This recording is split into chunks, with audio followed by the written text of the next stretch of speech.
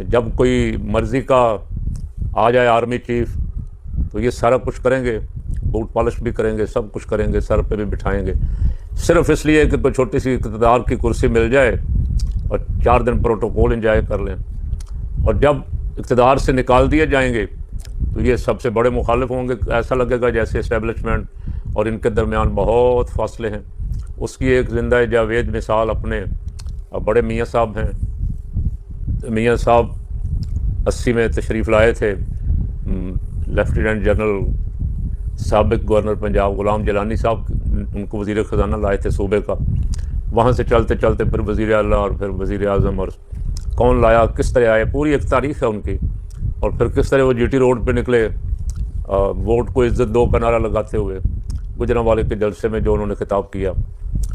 और अब फिर बुलाए गए चौथी बार, लेकिन बदकिस्मती से उनको बनाया नहीं गया, इसलिए कि लाने वाले जानते थे इनको कभी कभी जमहूरियत का और सिविल सुप्रीमेसी का बुखार चढ़ जाता है।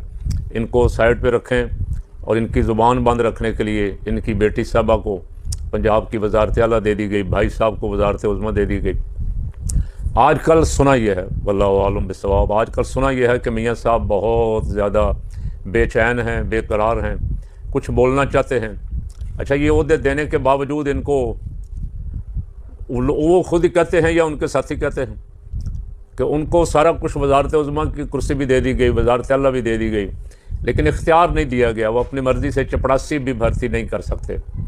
इसलिए मियाँ साहब, बड़े मियाँ साहब बड़े परेशान हैं कि इसका क्या फ़ायदा। और वो भाई को डांटते भी हैं कि मैंने तुम्हें रोका था कि तुम वज़ीर आज़म की सीट ना लो, तुम डिलीवर नहीं कर पाओगे, मुझे अगर नहीं लाते तो हम छोड़ते हैं, लेकिन आपने मेरी बात मानी नहीं। नतीजा अब आपके सामने है, आप भुगत रहे हैं। और अब कभी कभी उनको जोश आता है, लेकिन फिर सुला देती है उसको हुक्मरान की सामरी।